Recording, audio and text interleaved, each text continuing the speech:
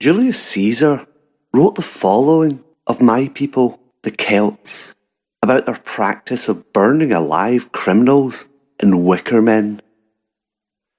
They have figures of vast size, the limbs which form of osiers they fill with living men, which, being set on fire, the men perish, enveloped in the flames. They consider that the offering of such that have been taken in theft, or in robbery, or any other offence, is more acceptable to the immortal gods.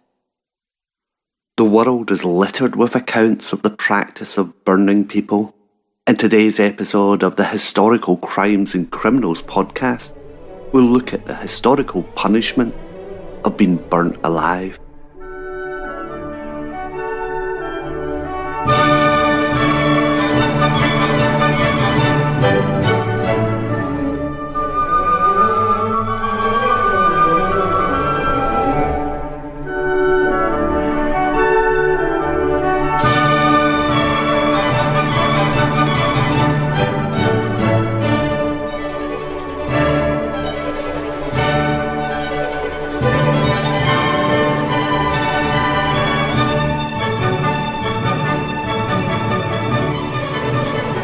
Hi, and welcome back to the Historical Crimes and Criminals podcast. I'm Steve, your host.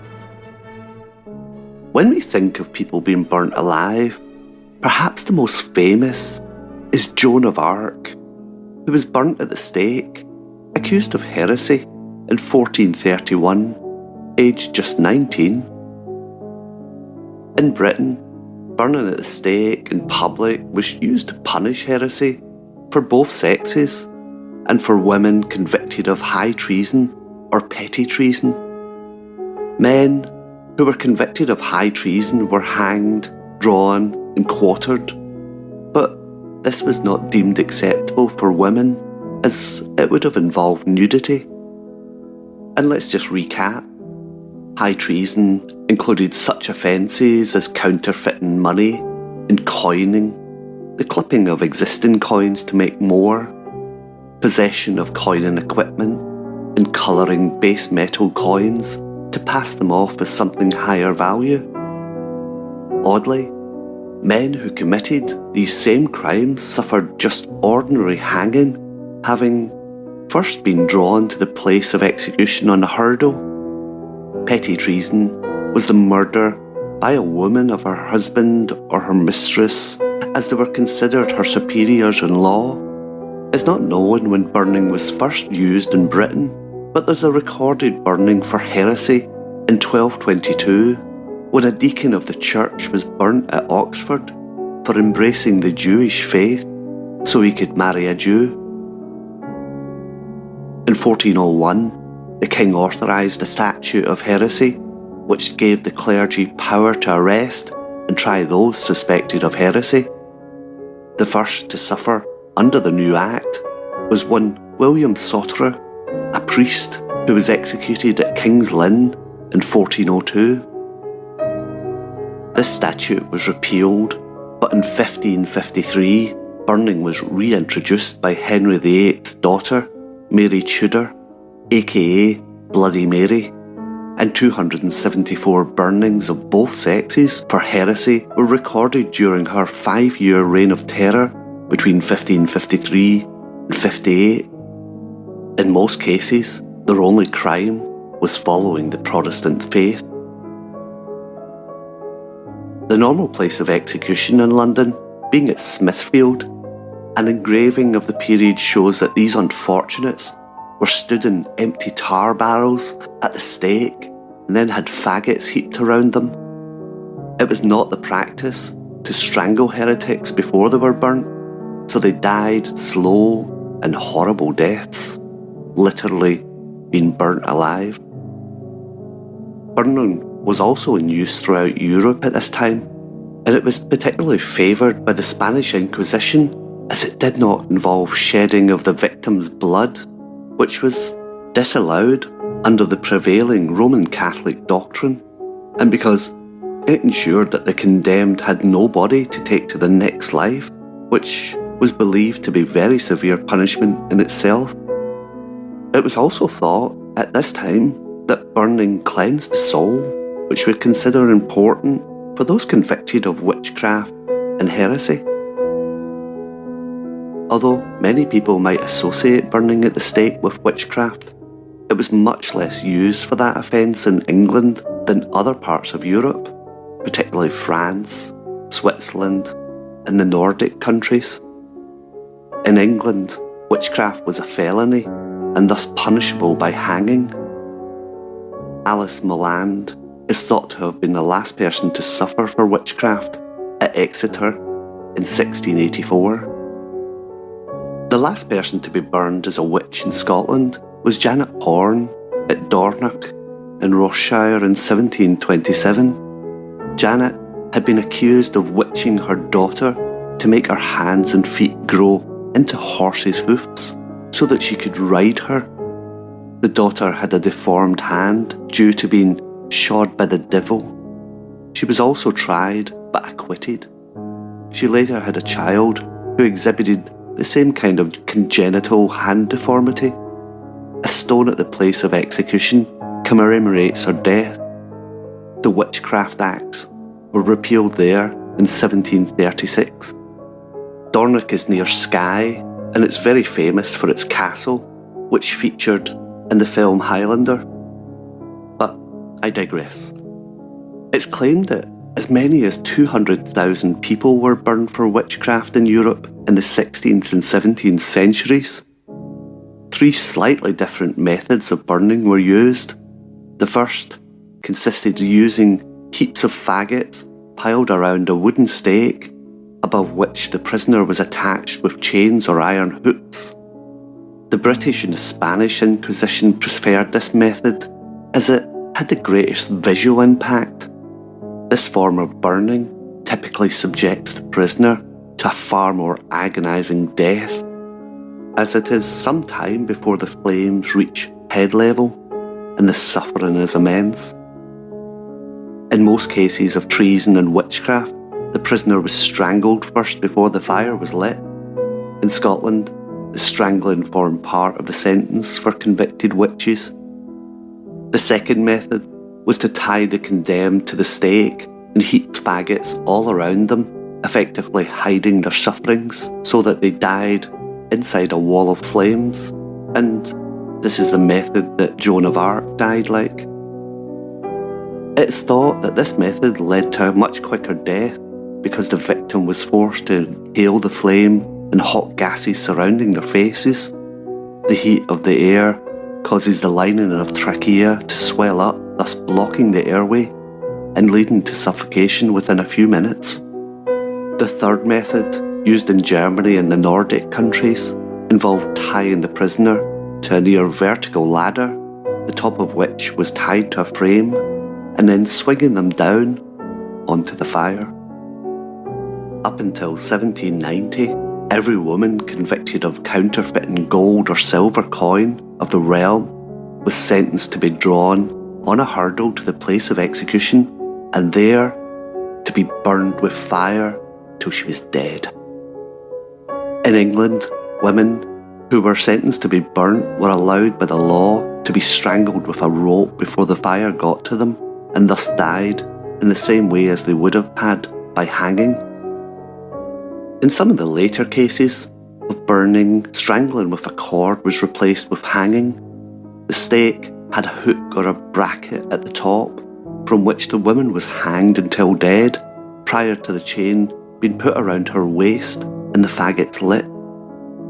The report of the execution of Susanna Lott at Maidstone described this in detail. Hanging prior to burning was also used for the last 3 executions at Newgate. On the continent, strangling before burning was also allowed, the rope being called a rotundum. In some Nordic countries, a small barrel of gunpowder was tied to the prisoner, which was meant to explode on contact with the flames, thus giving a fairly instant death.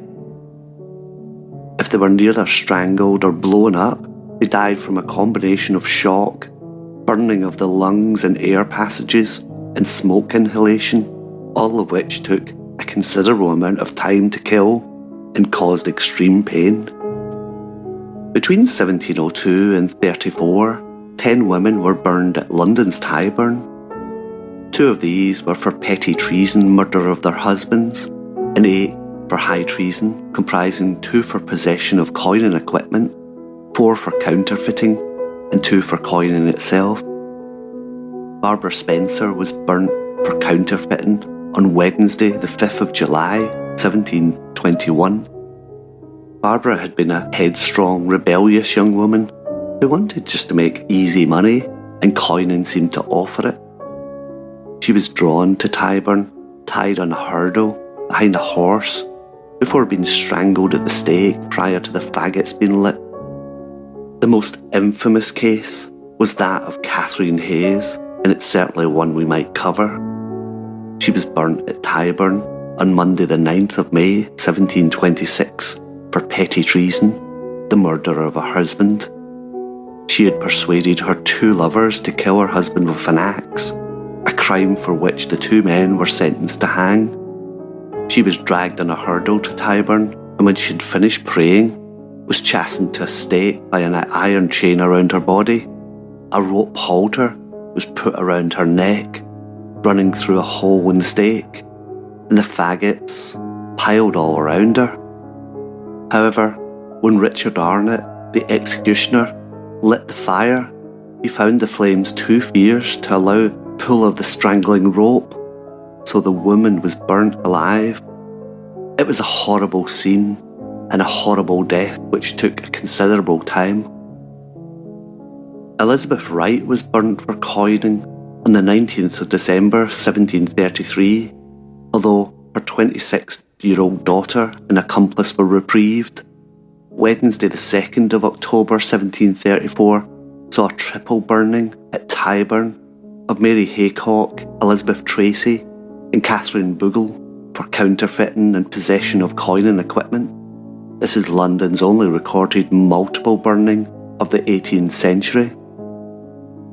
At the September sessions of the Old Bailey on the 8th of September 1773, Elizabeth Herring was indicted for feloniously, traitorously and of malice aforethought making an assault upon Robert Herring, her husband, and with a certain case knife given him a mortal wound on the right side of the throat of the length of 1 inch and the depth of 2 inches, of which the wound he instantly died on August the 5th of that year.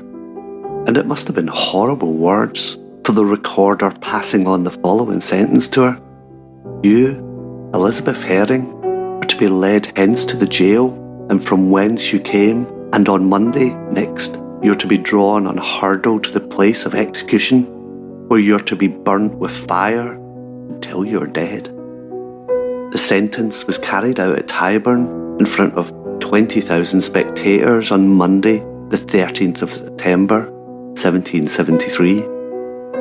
The last woman to be burnt for petty treason was Mary Bailey of Winchester on the 8th of March, 1784, for the murder of her husband.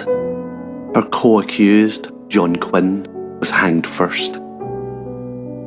The last 3 women to be burnt for coining offences were executed outside London's Newgate prison, this being Phoebe Harris on Wednesday the 21st of June 1786, Margaret Sullivan in 1788 and Catherine Murphy in 1789. Catherine, the last woman, she was led from the debtor's door of Newgate past the nearby gallows, which 4 men, including her husband, were already hanging to the stake. Here, she mounted a small platform in front of it, and an iron band was put around her body. The noose, dangling from an iron bracket projecting from the top of the stake, was tightened around her neck. And when the preparations were complete, William Brunskill, the hangman, removed the platform, leaving her suspended, and only after 30 minutes were the faggots placed around her and lit. And how did the burning of women end? On the 10th of May 1790, Sir Benjamin Hammett raised the issue of burning women in the House of Commons. He told fellow MPs that it had been his painful office and duty in the previous year to attend the burning of the female, Catherine Murphy, in the office of Sheriff of London at the time, and therefore he moved to bring a bill to alter the law. He pointed out that the sheriff who refused to execute a sentence of burning alive was liable to prosecution, but thanked heaven that there was not a man in England who would carry out such a sentence, literally into execution. Parliament passed a bill that substituted ordinary hanging for coining offences on the 5th of June 1790. And 25-year-old Sophia Girton, who'd been convicted of coining at the Old Bailey on the 24th of April, was thus saved from the fire and was in fact pardoned on the condition of transportation for a new life in New South Wales on the 12th of June 1790. However, her co-defendant, Thomas Parker, was hanged on the 19th of May 1790. And what did the public think of burnings? Executions by burning at Newgate were unpopular with the local residents of what was essentially a respectable business area of London. They had sent a petition to the Lord Mayor requesting that Phoebe Harris's execution be carried out elsewhere. It essentially was an early version of "not in my backyard," rather than a protest against the severity of the punishment. It was later reported that some locals became ill from the smoke of her body. And the Times newspaper took up the theme after Phoebe's burning and printed the following article: "The execution of a woman for coining on Wednesday morning reflects a scandal upon the law and was not only inhumane, but shamefully indelicate and shocking. Why should the law in this species of offence inflict a severer punishment upon a woman than a man? It's not an offence in which she can perpetrate alone. In every such case, the insistence of a man has been found in the operating motive upon this woman, yet the man is but hanged, and the woman burned." Well, I would normally say I hope you enjoyed that episode, but I hope you found it interesting at least.